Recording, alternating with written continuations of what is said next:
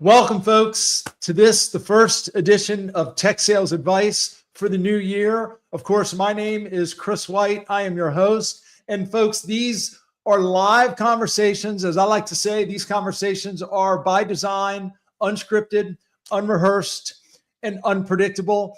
And these conversations are for technical sales professionals, technical sales leaders. And by the way, I was told earlier today that it's too late to say Happy New Year, but I'm going to say it anyways. This is the first session of the year. So Happy New Year. I hope you all had a great holiday.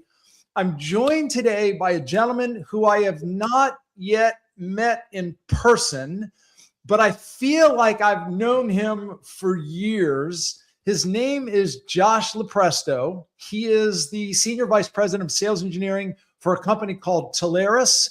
He is also a podcast host of a wildly successful and popular podcast named Next Level BizTech. And as you're about to find out here in a few minutes, he's got a fabulous story. He's great fun to talk with, and we're going to have some fun today. Josh, my friend, it is super good to see you. Thank you for being here. How you doing? I'm good, man. It's not too late to say Happy New Year. Thanks for having me on. Excited to be here. Fun to do this. What a cool program you put together. Great reputation that you have in the space, and honestly, just honored to be here, man. So happy to talk about anything and everything. Well, and you're a podcast host, so you're usually on this side of the table asking questions. So yeah, this is weird. Hopefully it's fun for you to be on the other side of the table. And I got to say, I mean, you, first of all, I just love your voice. You've got a fabulous voice. You've got a great setup there. And this is a great way to kick off this year of these conversations.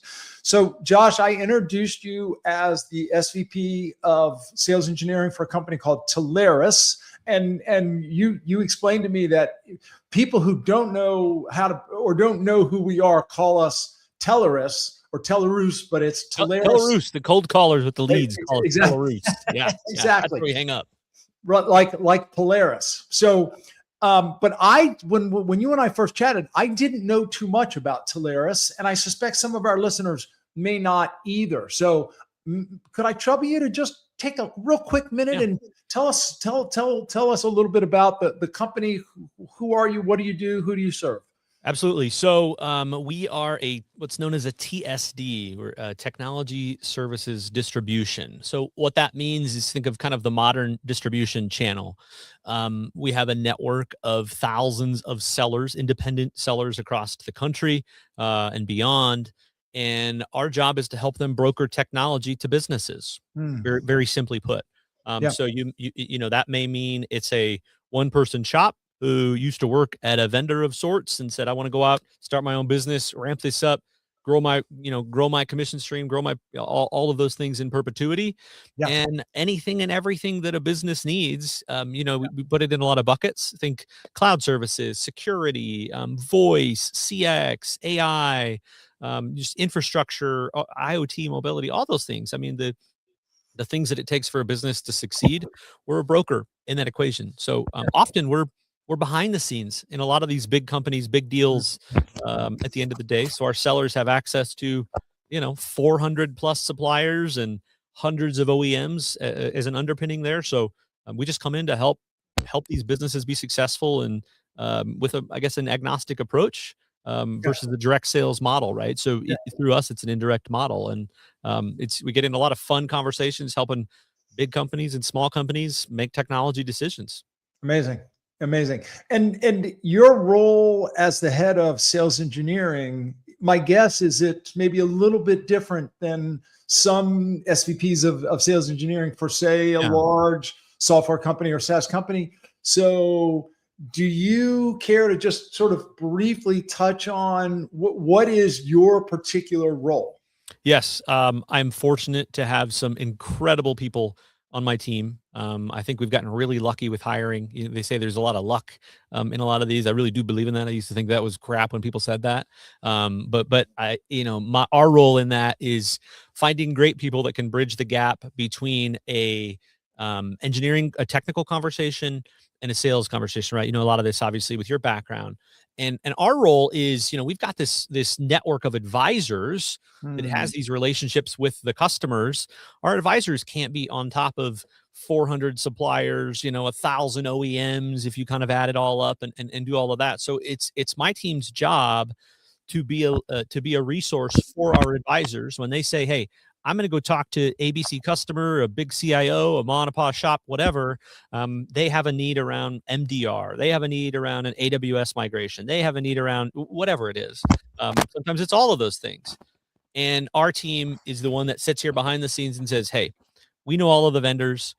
We know who's good at what, where, how it fits, what sizes, minimums, all of that stuff. And so we'll get engaged, you know, and sometimes a pre-sales conversation with that advisor just to kind of gear them up for the conversation.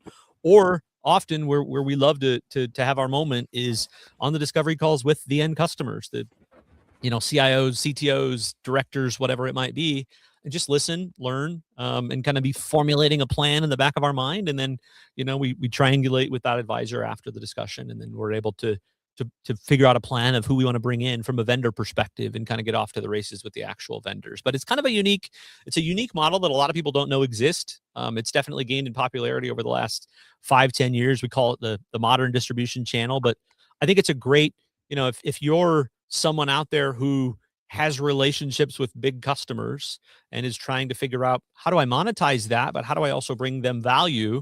There's a lot of ways that people do that, but now you've got resources over here where you can start your business and you're not on your own. You've got Amazing. A pile of people that want to come help you. Yeah. Yeah. And I would imagine to be a sales engineer in your organization, the breadth of your knowledge and insight and experience is almost hard to put your head around. I mean, I can only imagine how many things that they need to stay current on to be effective in that role. Yeah, it's fun watching new folks come in here and seeing this look once they realize how many vendors and how many things you really have to learn over here, because it's not like you know, you're working at one carrier and provider and you can just master those technologies. That's hard on its own, right? Kudos to those guys. Those guys rock. But over here, we don't know what we're going to walk into every day. And so watching a new person come on board and this look of just like, oh my gosh, how am I going to learn this? It takes a few months before the deer in the headlight kind of goes away and goes, okay, I'm starting to kind of see this. You know, we've got data, we've got repositories, we've got onboarding that helps speed that up. But yeah, that's the hardest part. This is a very unique role. I don't have we don't have a pool of people we can fish from that have been doing this their whole life. So it's very hard to find people. So when we do, we put them in captivity, we study them, and we just figure out how to find more, man. the unicorns, if you will. That's right. That's right. So by the way, folks, if you do have any questions for Josh, or of course myself, please feel free to ask. Or if you just care to say hello, please do so. I see Cliff Barcliff is a friend from local Richmond, Virginia. He said you help folks like VARs fulfill orders, and it's closer to a value add distributor more than just having paper with lots of vendors. How would you respond? Great question. So we don't push paper. So we are the broker in the equation. So an example would be if you're a VAR, first of all, let's back up. If you're a one-person shop that doesn't push anything, then, you got a cheesecake factory of options that you can pick from, and nothing is competitive to your existing business model. Now, if you're a VAR, if you're an MSP, you might say, okay, I've got my customers on retainer. I've got their ITO. I've got their tier 1 ITO, maybe tier 2 ITO. We send people on site. Maybe I'm managing their sonic walls. Maybe I'm doing these things. What we would then be is we would augment you. And so we want to complement in that instance. And so I think when you have access to a distributor like us, we then round out that portfolio. So it's a little fundamentally different in, you're used to managing and supporting and pushing paper and kind of owning that relationship. We would then just be the vendors that you bring in through us. The customer would have that direct relationship with the vendor because of the brokering path. So you don't go it kind of if you're not familiar with it, feels like a middleman. It's really not. What we explain to the advisors and the end customers is we're in the middle as much as you want us to be or need us to be, but you still have access to call all those providers directly. But what you have with us, we do a lot of volume with a lot of providers. So you have sway, you have escalation points, and you have a lot of pre-sales functions and kind of order management for you, the advisor, to then track your back end of all the orders, all the commissions, all of those things. So then it just becomes, hey, I need a quote, or hey, I need a discovery call. Give me 3 or 4 vendors. Let's go have conversations with them. And then we're off to the races. And then, let's fast forward. That deal closes, then we are, they're paying us, we are paying you from a commissioning perspective overall. So I just think of us as an augment. We do a lot of this with kind of VARs and MSPs as advisors, and it's just a matter of figuring out, what do you do that you want to stay focused on? What do you not want to focus on, or where are the gaps in your portfolio? And then maybe we only get brought in those equations if it makes more sense that way. Yeah. It's such an interesting model. And honestly, Josh, I feel like we could probably fill up our entire time together just talking about that model. So I may have to have you back so we can talk more about that. Deal. Today's conversation was going to be a little bit more focused, though, on your specific journey. I am frequently asked by people in all walks of life, Chris, I've heard about this sales engineer role. Obviously, you've read a book, or you've written a book. Help me understand, how can I break into sales engineering? And as well as I do, so many of us take interesting paths to get into this profession. One of the first conversations you and I had, you mentioned that you actually started out your career as an auto mechanic and sort of meandered your way through a series of stops and starts and different roles. And here you are now overseeing a large tech sales team. Let's talk a little bit about your journey. Do you mind sort of walking us back early in your career as that auto mechanic, and how did you find yourself here? Yeah. Buckle up. It's kind of wild. So grew up, you and I share alike for college football. I grew up in the Midwest. I grew up in South Bend, Indiana, born and raised, go Irish. Next year's our year, provided the committee is fair to us. But, dad worked in a factory, kind of thought that was my destiny. I always loved cars. Started going to school for that when I was out there. And then just kind of on a whim, took a road trip with a buddy of mine out to Utah. He'd grown up out here. And so I was like, yeah, I'll just, we were 20, took a road trip, didn't think anything of it. And, came out and just went, oh my gosh, there's more to the world. There just felt like there was a lot of possibility. Met some great people when we were out here. My buddy was working at a place that he could job transfer. I was doing this car thing. So I thought, okay, while I'm trying to, figure out what I want to be when I grow up, I can get a car mechanic job anywhere. Easy. That'll pay for the apartment. Yeah. And so then, kind of out of the blue, 2 weeks later, we packed up the U-Haul, drove out a couple days, and this, took I-80 out and landed out here in, the south end of the Salt Lake Valley. And so then for me, I did the car thing.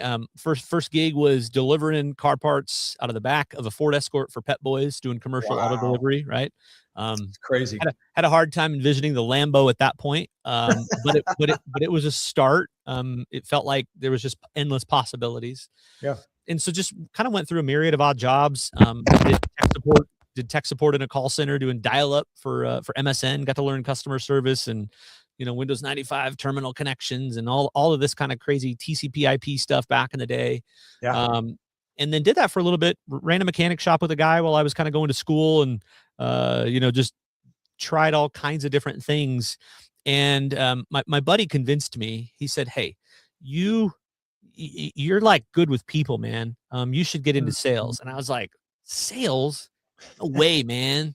That's not, I can't do that. That's not my thing. Like, I'm a nerd. Like, that's my shtick. I fix stuff and reboot things." And he goes, no. So we opened up the paper. We found this job, class 2 medical equipment, 100% sales, 100% commission. And I thought, yeah, why wouldn't I want all the commission, right? Well, what's the red flag in that? So I show up to this place in Sandy, Utah, and I look around and I see about 20 other guys there. And I go, is this a group interview? Must be a cool place to work. No red flags, right? Still don't know what we're selling. I'm just like, along for the ride, right? Anyway, these guys come out schlepping a vacuum, and an air cleaner. And because, it filtered down to point, 4 microns. It was a class 2 medical equipment. So, all right, fine. So say this piece of the story is really important because this changed the game for me of my opinion of what sales was. So the shtick was we got a boiler room full of these girls that are smiling and dialing every day, setting appointments with the lovely folks in Utah. So I walk in every day. I get my cardboard boxes and my vacuums and my air cleaners. I go in the back. I'd get these dollar store steak knives, and I'd get 4 appointments, 4 boxes of steak knives. Grab my appointments, and off I go to visit the wonderful people of Utah. So I'm doing this whole bit, go over this spot, Susie, with your Bissell, 200 times. And then here I come in with my, a demo vacuum that's got the paper pads in it. And I'm flipping out pads like Frisbees. There's dirt all over the place. And I look him in the eye and I go, Susie, that's what your baby's crawling on. How does that make you feel? Oh my gosh. Yes. Let me write the check for this $2,000 vacuum. Absolutely. So I'm like, okay, I'm getting confident at this. Like, this is the people are nice. I'm selling some of these things, whatever, right? Door-to-door vacuum sales. Why not? So finally, 2 months into this, it's a husband and wife, and this guy's like, he's just laughing in the background, and it's just throwing off my shtick. And I'm like, he goes, hey, I got a question. And I'm like, yeah, sure. He goes, what did they tell you about, like, what did you expect to happen when you came out here? And I said, well, you guys, you got a little one running around here. You care about cleanliness and health and, blah, blah, blah, blah, blah. And he goes, dude, I was told that we won some steak knives in a giveaway and you were just going to be here for like 5 minutes, but you were super nice. So we just let you go for like 45. And so I'm like, he goes, no, we had no idea this was a vacuum bit at all. And I never would have done it. Anyway, so what I learned in this was sales is such a mental thing. It's a conversation. It's people buying from people. And if you can just be genuine and understand how you can help people and what they want, and you're delivering something that they need versus maybe a $2,000 vacuum door to door, it changes everything. So anyway, so I was like, all right, can't do this anymore because this is all a lie. And so then I started doing, I applied at a startup in about 2008, kind of doing customer service, tech support. It was a kind of before, web-based UC like Zoom and Ring Central and Vonage and all those guys were around. We sold that as kind of backup and ancillary and, insurance for your voice, right? So we would sell to financial and healthcare. Learned a lot, had a great mentor there. And, I got this great experience to just, we were a startup. You wear a lot of hats, and they evolved the product and they prototyped it and said, hey, we're going to do, web-based phone systems on Asterisk boxes and Linux servers. You need to go learn Ubuntu and AWS, this thing that was coming out that nobody knew, and, all these other things. And if you want to be an engineer, we'll make it happen. Go learn it. So I thought, all right, cool. So I went and did it. It was a fun experience. And then I thought, all right, I feel like I've learned a lot. I got a lot more to bring to the table. Did that for about 4 or 5 years and thought, I feel like I've hit the ceiling financially. I got to do more. And at this point, you're an engineer. You're not selling at this point. My title was systems engineer back in yeah. Okay. So I thought, all right, let me call on the vacuum days for a minute. I went to the boss man and I said, hey, I love working here. I love this place, but I want to start a family. I want to buy a house, and I can't do it on this salary. Like I'm not doing great. And I said, I want to go upsell all of our customers. If I do that, can we split the commissions? We had all these other ancillary things. And he was like, absolutely. So I just went, had all these relationships, went and sold as much as I could, went through the customers that we had and went, all right, that worked. What now? Wow. And so then I said, okay, I think it's time for me to go. So I went, this funny last part of the story. So I went and, found this awesome biotech company down in Salt Lake. It was all the things that checked all the boxes that I needed, that I felt like I needed next in my own career. Job security, more money, start of a retirement plan, all these things. And so I went there for a couple weeks and I was kind of bored. I think I thrive in chaos. I think that's what I learned about myself. The ADD doesn't do well with boredom. And so I got a call from Richard Murray, who was at the time, he was kind of running the other company that founder had started. That Mm, was they didn't used to be called TSDs, but it was a smaller TSD. And he said, "Hey, you know, maybe we should have talked more when you left, but it was kind of complicated because you were at the other company. But listen, I got big plans. I want to buy the old guy out. I really believe in where technical procurement is going. I think we mm, could, we could just. I want to reinvest back into the company. I want to grow this thing. Call me when you have a bad day." And mm. I said that was a Thursday. We did lunch on a Friday. I started on a Monday. And that was Wow. the best decision that I had ever made.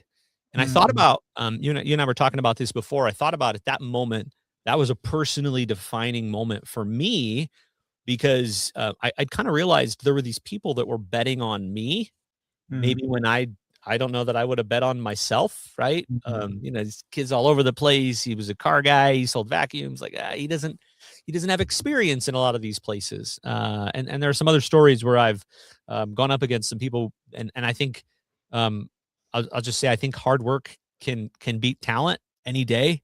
I'm a mm, firm believer in that. And so this was one of those moments where I was believed in. And so that made me want to go, okay, I got to prove everybody right now. And so then, yeah, he held true to his word. He bought the old founder out. And then that we did that for about 5 years. And then that was a company that Telarus had acquired back in 2018. And so there's been a sequence of things, that I've been asked to do along the way of, hey, help us do this. Hey, let's go build this. Hey, you want to build a sales engineering team? So it was a whoa, you guys believe in me. That's humbling, and that's powerful. So I got to figure out how to prove them right, yeah. and not let them down. So that's it's kind of been a common theme throughout. And yeah, now here we are. When I started, I was the individual contributor engineer, and now here we are. 15, 20 people later. Never would have thought. Size and scale and growth happen real quick. Amazing. Amazing. It's such a good story. And I appreciate you sharing it so much, Josh. The fact that you grew up and really sort of went out into the world thinking, well, I'm a technician or I'm an auto mechanic. And that's sort of, and then your eyes started to open up. You started exploring a little bit more. You had an inspiration to try something different. And that led to the next and the next and the next.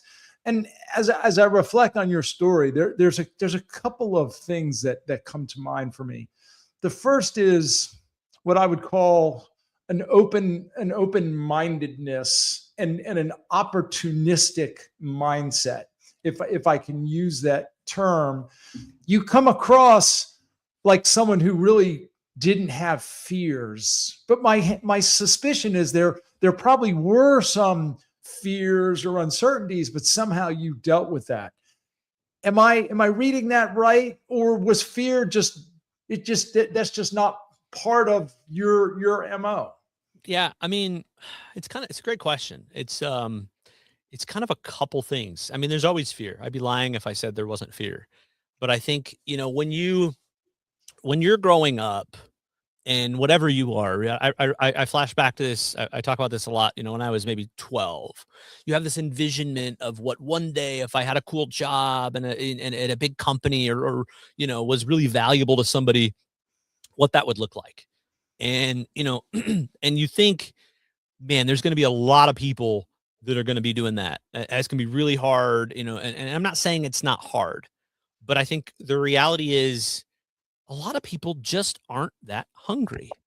And so when you can get up there and you can help people and you can do these things that make you uncomfortable, whether that's getting on a stage, whether that's doing a discovery call, whether that's having a difficult conversation, whatever it might be, the reality is you just get better with practice.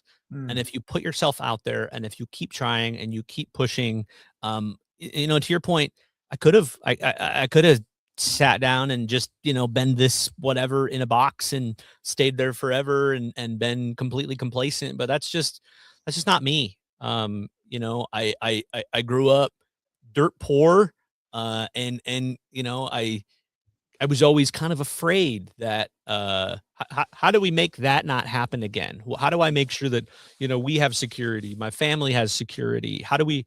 And so it kind of turned into this, like, the combination of that, but also a little bit of just, oh, you just got to want it more. You hear Mm, all these interviews of other people, and the reality is they just wanted it more. This person to this person, they both put their pants on, one leg at a time every day.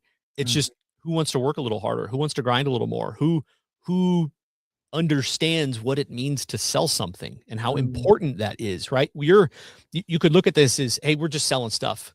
But the reality is we're helping people pay their mortgages. We're helping people put their kids through college. We're helping people create dreams that they've always wanted. And so to be a part of that, like, yeah, push through the hard stuff.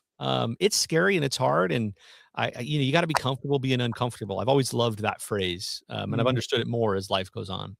Well, and I love your answer about hungry, and the other word that comes to mind for me is desire. And what I hear you saying is that when the hunger, when the desire, when the drive outweighs the fear, that's what pushes you forward. It's when the fear outweighs the desire or the drive that we're held back. Another thing that comes to mind is you mentioned that when it sounds like your friend recognized that you might be good in sales, that you had a certain way with people, and your first response was sales. I'm not a sales guy. Like, don't put me in that category. What was the break, particularly, I mean, for crying out loud, selling vacuums door to door. I mean, that's about as distasteful and difficult a sales job as you can sign up for, frankly. So how did you cross that sort of chasm to go from no way I'm a seller to being literally a door-to-door vacuum salesman? Well, man, I think when you're for me, I was just kind of oblivious to some of that, like, to some of that noise. You know how, like, if you see sports people, they talk about, like, oh, you were ripped apart on X, and these guys said this, and these guys said this, and this news feed said this, and they go, just kind of block that noise out. You don't, I don't care. That doesn't really help me. That doesn't change me. If anything, it's going to put me in this, like, weird spiral, right? So they teach a lot of these Mm, guys, just don't pay attention to that. And I think at the time, I just didn't, there wasn't that noise. I didn't really have any of that. And so all I knew was I got bills to pay.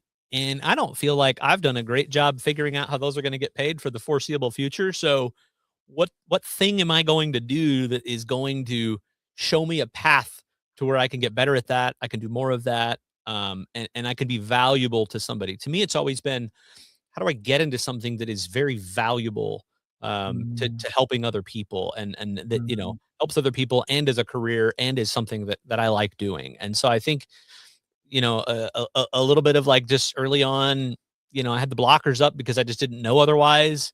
mm. I didn't know 100% commission sales was a volatile thing. I didn't know a group interview, so it's just, you're like, oh, how did you not know? You think about those things, and I think Yeah, it helped me hone the craft over time. yeah. I think everybody, it's one of the things I love hearing other people's stories when we do the podcast and things like that. Of everybody has such a windy story. Everybody has a path. I mean, there's probably 5 people or less that I've ever talked to that have been like, yes, this has been my linear path.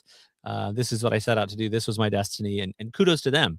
I'm a 9 years of college to get a 4-year degree kind of guy. Just because I didn't know what I wanted to be, man. Like, and I think that's the thing that, I'm trying to tell the kids too. We're trying to tell our kids of just, dude, you don't. There's enough pressure on you. You don't have to figure it out. Just Yep. see what makes you happy. See what's going to make you money, and figure out how those things come together. And you don't have to have all the answers right now. I sure didn't. I can't expect them to do it. Like, the world is crazy and it changes. Yeah.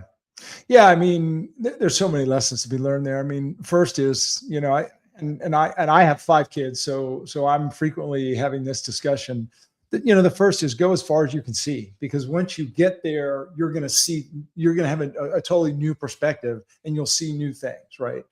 And you mentioned sort of the zigzag path. Lord knows I had a career full of stops and starts and left turns and right turns and U-turns and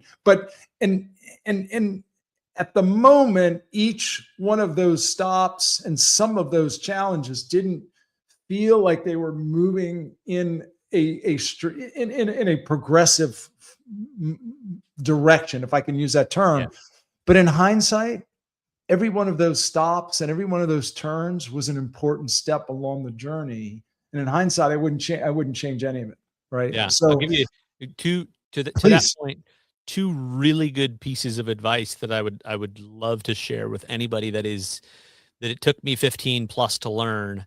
One, when you're going through all those starts and stops, you don't really realize, we're all geniuses in hindsight, but you don't really realize how valuable those learnings are in the moment. That year of this sales job, or that year of this technical experience, grinding, pulling cable in the rafters, or figuring out why this punch down doesn't work and toning these cables, whatever it might be. We've all done kind of all of those things. One, like figure, have a rough idea or a range of what you want to be. Just get out there and get the experience. It's just like a good product, right? You got to get an MVP out there. You got to build something, and you got to get feedback on it. This build feedback loop, I think you can apply it to life as well. The lean startup guy talks about that. I think there's a lot of great examples about that. That's thing one. Thing two, like, we just got to put a big giant underscore on wanting it more. And I'll tell you something that if we got time, I'll tell you another story and why this is so important to me. I love a thank you letter. Thank you letters mean the world to me. And let me explain why. So that job that I told you about, 2008. So I applied for this. It's, I found it on the Utah Jobs website, customer service, tech startup, 5 people. So here I am, fresh out of the, it was either call center or auto mechanic shop, one of those, right? So I'm coming out of that. I have zero experience in this space, absolutely zero, which is where we all kind of start. And so I applied at this place. Felt like I interviewed really well. But I didn't have the experience. I didn't have the certs. And so I get this call from the CEO, and he calls me up, and he's like, "Hey, man, he's kind of down to you and this one other guy. But he's got a lot of experience. He kind of comes from the space. He understands telco and all those things. And so we think we're going to have you come back in for a second interview." So I thought, all right, cool.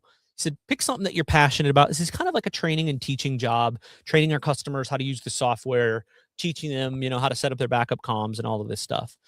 And so I said, well, he's like, whatever you want. And so I went to the, my toolbox, pulled out an old automotive computer. I don't know why I had a spare automotive computer as an extra part. You had a lot of parts left over in the car days, but I had a spare computer, right?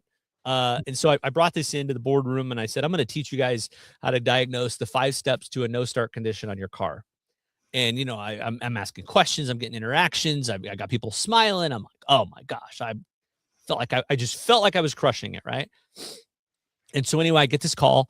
This guy calls me again, and he's like, hey, the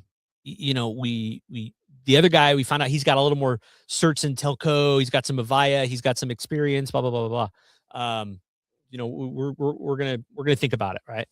So anyway, I get this thought. I come home, and I'm like, honey, I finally feel like this is a step towards a career. I don't know everything about this company. I don't know everything about this industry, but I feel like this is finally the first chance at a career. So how do I set myself apart from this guy?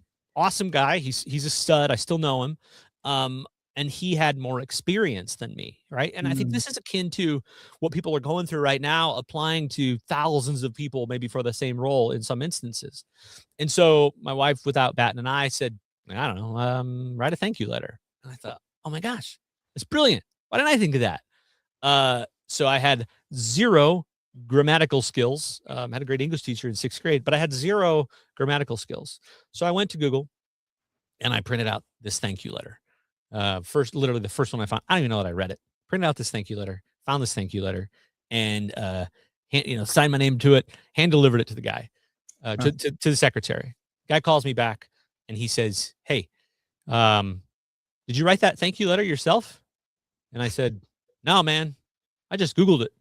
And he goes, "Well, we just want to make sure you were going to tell the truth. Congratulations, you got the job."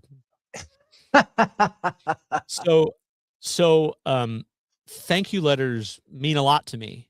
And I would encourage anybody that when you're out there and you're applying and you're trying to differentiate, people don't know you. You're amazing. The people around you know you're amazing, but this new company doesn't know you. So if you can differentiate yourself by one, being persistent and following up, but write a thank you letter, hand deliver it, print it out, send it in certified mail, whatever. I promise you, nobody does that. Like hardly anybody does that. So yeah, I just wanted to share that pro tip that will differentiate you. Great story. And particularly nowadays, a handwritten thank you letter is literally mailed or hand delivered, if you can do that. Unbelievably powerful. And that's not just interviewing for a job. I mean, that's even with customers. In fact, true story. I was in Madrid just last week, and I ran a workshop for one of my clients, and they gave me this thank you letter, right? Just a simple little card. It was just a simple thank you. They all wrote during the workshop and handed to me to the end of the day. And the smallest little thing this will stick with me for as long as I'm running this business. That's the first time I've ever had a client do that for me. And that means more to me than them paying me double. I mean, it's just such a big thing. And you mentioned this earlier, people buy from people. People want to work with people. And I think, and even as you were sharing that story, I think one of the things that makes you unique, one of the things that makes you stand out, your personality comes through. You have a certain comfort in your own skin. You have a certain confidence and peace with who you are. And that just comes through. And I think the more at peace we are with ourselves, and we can present our authentic selves, the more people will respond accordingly. So that makes a huge difference. I appreciate that. I mean, I think I'm just excited to be here, man. I didn't grow up with much, so not, having a roof and having food is kind of a big deal. And so then to me, everything else is just gravy. And then when you learn that like not everybody has that same drive, it just makes you want to double down. Because this is how I differentiate. This is what people see value in. This seems like the absolute fundamental basics to me. Of course you should do these things. Of course you should be nice. Of course you should go above and beyond. Of course you should help people. And that's just not how the world operates, man. So no, I mean, I appreciate that because, it's just what you should do. It's all and just to, by the way, I do want to just pause for a moment, folks. I'm speaking to Josh Lupresto. He's the SVP of Sales Engineering for a company called Telarus. And in essence, we're talking about his amazing journey through twists and turns of being an auto mechanic, being a door-to-door vacuum salesman. He got into technology and was a systems engineer, realized that he had hit a ceiling in terms of the financial benefits of being a systems engineer, and literally placed a bet on himself saying, if I go out and upsell our customers, will you split the commissions with me? And here he is now running a technical sales team. Clifford has made a few more comments. I always try to show that I can solve the problem without the manager having to micromanage. Well said. If anybody else out there has any other questions for Josh or myself, please feel free to ask. I think the other point, like Cliff brings up a good point of, I think this is in Bezos's, 10 rules, 12 rules. I don't know how many rules it is now. And if you're at a company that, has opportunity for growth, I think that this idea of, it's not promotions and growth is not a binary thing. you have to be willing to show the business that you will commit to do other things. And so it's hard for people to envision you in that role if you don't start doing some of those responsibilities. Now, I'm not saying like take on a 100-hour work week, but I'm saying, Cliff brings up a great point of go do the things that are hard and prove that you can do those things. Prove that you're Absolutely. willing to go above and beyond, because that's just not a trait that exists in a lot of places. And so when you do those things, you're naturally going to be in consideration. Hey, you know what? Cliff's doing those things. We just created this role, or we're going to build a team, or we got this investment thesis, or whatever it might be. What if Cliff could do that? Like maybe Cliff's our guy. Yeah. And so just this idea of, going above and beyond and solving a problem, and and sometimes it's as simple as, just because you weren't addressed on the email doesn't mean you shouldn't jump in and do something about it. Don't sit there and wait for people to tell you to do stuff. Just take the lead and go, hey, I got an idea. You need my help on this? Or, what do you want to do? Yeah.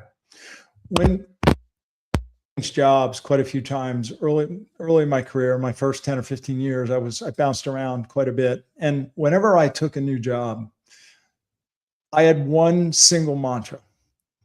I want to tackle the biggest problems and the biggest challenges, particularly the ones that nobody else wants to deal with. I wanted to run into the burning fires, the burning houses. And that just became my reputation. And what I discovered was that in doing so, my value always increased, almost instantly. And I demonstrated that I wasn't afraid to take on the big, I wanted to go where nobody else wanted to go. And that's what differentiated me. And, there's another tangential thought related to that. In fact, actually, before I get there, I do want to just say hello to Asif. He loves the thank you card. And Mohammed asked, is this being recorded? It is being recorded, Mohammed. It will live right here on LinkedIn, and it's also on my YouTube channel. The other related thought to that is you mentioned desire, which clearly is a big part of who you are. You also mentioned the fact that you didn't grow up with much financially, and that you've made it very clear that you were financially motivated and driven, which we all are. And I love it when people say, well, I'm not all that, financially motivated. And my response is, oh, really? So are you a volunteer employee with your company? Because if you're not a volunteer employee, then yes, you are motivated. You're financially motivated in some way. We all are. But I believe there's a bigger motivation. And I've heard you say this a couple times. And that motivation is to serve and to feel like we're making a contribution. I believe that we are all most fulfilled when serving other people. And to me, that's something that I feel underpins much of what you've been talking about, which is a desire to make a contribution. Is that an accurate representation of what I'm hearing, Josh? 100%. I maybe not would have said that early on in life. And when other people used to say that, I'm not to say that I didn't believe it, but it just didn't really resonate with me because I hadn't found what that was for me yet. I mean, look, don't get me wrong. When I was doing oil changes and people were happy that their cars would live on, okay, maybe it was a reach. But still, fix the broken thing, fix the tire, fix the whatever, get it back on the road. Okay. But I wasn't thinking like that back then.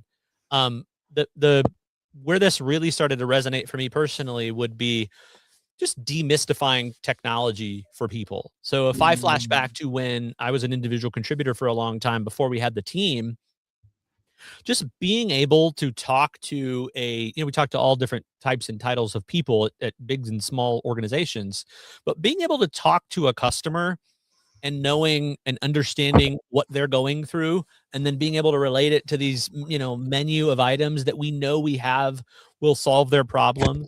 And reading a few books along the way that changed my lives. There's a great book out there, Power Questions by Andrew Sobel. Very, very easy read, very great read. Teaches you the value of asking questions versus just going in and doing a shtick and, throwing up on people. It's those moments when you just feel like, okay, one, you're going to make a sale here. This customer's life is going to be changed. And for us, like when we step back at it, you'd think, okay, this guy's an IT director. He's a CIO. He's a C whatever. Of course he knows how to do these things. But really, that may be the first time that that person is making that technology decision in their career. We've had the luxury of helping 100 people right before them, probably with that same decision. So we do come at it with this inherent confidence because we saw how this story ends for the last 99 people. And we just know if we help this one person, if we can get them to kind of, move this piece or do this pro serve or do this migration to step towards this thing, their lives are going to be so much easier. And they're not going to be staying up all night, managing this AS400 or worrying about this piece of technology to not turn back on. And those were kind of some of the aha moments for me where you see enough, and obviously you got a great batch of expertise in this, but you see a lot of those engineering folks that come in and make you feel dumb for not knowing or not understanding this thing or that thing. Nobody wants to feel dumb. Nobody wants to be told they're stupid. No, people are already nervous to bring up their concerns with you anyway, and they don't trust you because they don't know you. So if you can get through these two hurdles, have a little bit of expertise that helps them through what might be one of the career defining moments for them, you've made them the hero. And you talk about this, to come full circle, like if you can focus on making the other people the hero, things will work for you. Exactly. And I think that's just the truth. Yeah. Well, and I may or may not have shared this on when Josh was nice enough to invite me on his podcast. And I may have mentioned that the way we think about it is self-centered objectives versus other-centered objectives. And the other-centered objectives obviously being everyone else, and in particular, the individuals that I'm working with, that I'm selling to, et cetera. We know what's in it for us. We know what our self-centered objectives are, right? We want to close deals and earn the commission, right? And drive growth for the company. The question is what's in it for them, and where is our priority? Is our priority focused on us just getting the commission, or is our priority on our first objective is to help you achieve what you're trying to achieve? That's really where our priority is. Now, as a result, do we get something out of the transaction? Of course we do. Or the relationship or the agreement or what have you? Of course we do. That's where it becomes win-win. But what do we prioritize? And how does that person feel? Do they actually believe that we care about them? That we care about them achieving what they're trying? And do we communicate in such a way? And do we really believe it? Like, you can't fake this stuff. No. Right? No. Motive is transparent. Either I really want to help you achieve what you're trying to achieve, and I think I have a solution that'll help you get there. If that's really my mindset, people will feel that. And this comes back to the authenticity we were talking about. Yeah. People feel that. They won't feel like they're being sold to, and they're far more likely to want to engage. And this, it's interesting to me. This seems like something that just comes naturally to you. And I don't know if you agree with it's something that just comes naturally to you, or if there's maybe some sort of conscious decision that you go through, or conscious decision-making process that you go through to help make that a reality. I guess I kind of believe that everybody can be great. And I had a great mentor. I've had a lot of great mentors. But one of them said, "Hey, it's your job to help get the best out of people. And it's your job to put them in the right seat. Sometimes they haven't been believed in, sometimes they haven't been invested in, sometimes they haven't been, maybe they came across wrong or they were a little whatever." So, I mean, I feel like the secret sauce here is always believe in people, always assume, and I mean this depending on, like, this could be people at your own company, this could be customers and prospects, people that you think, this person's wasting my time. They're not. They're just, I mean, some of them could be. I suppose that's realistic, but I think you can sniff that out. I think the reality is you got to believe and assume positive intent that everybody can be great. And it's your job, no matter what your role is, to figure out how to help them do that.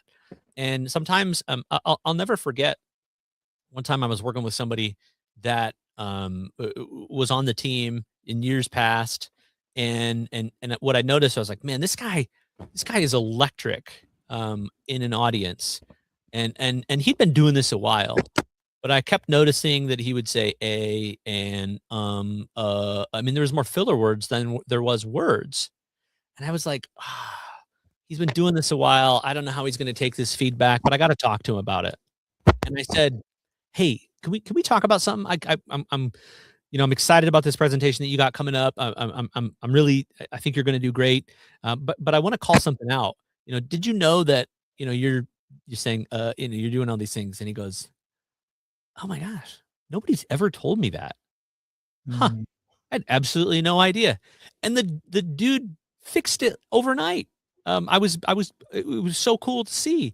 And so I think there's also just there's no preconceived notions of, oh, this person's been doing it a long time, like, therefore they have to be X or therefore they should be this.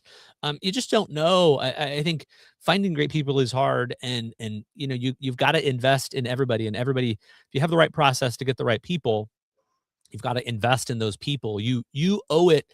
It is your, I'm not gonna say it's your fiduciary duty, but kind of. It's this parallel. It is your duty to get the best out of people and give them all the opportunity possible to be successful. And so I just think if you carry that in your DNA, that's my belief. I show me something bad that's going to happen from that. Mm. So well said. And it's a great way to wrap things up. By the way, Cliff mentioned empathy. Empathy is a big part of what we're talking about today.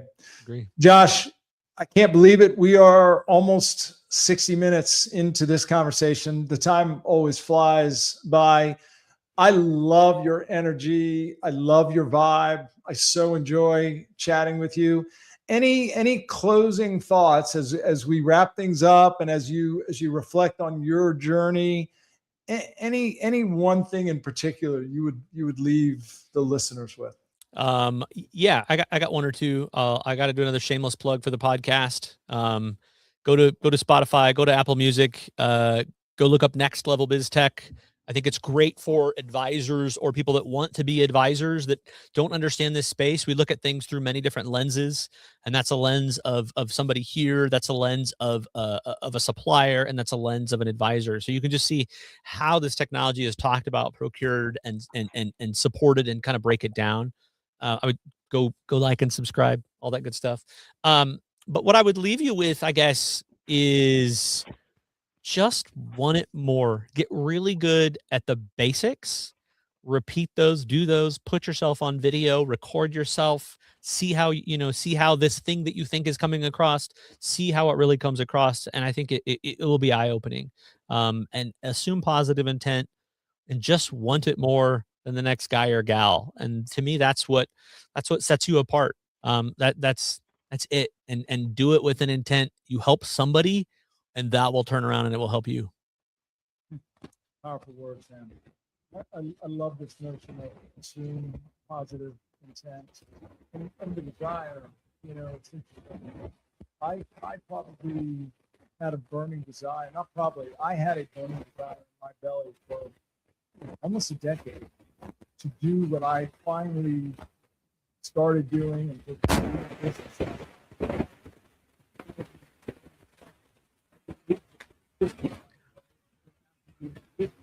But the time just doesn't have to.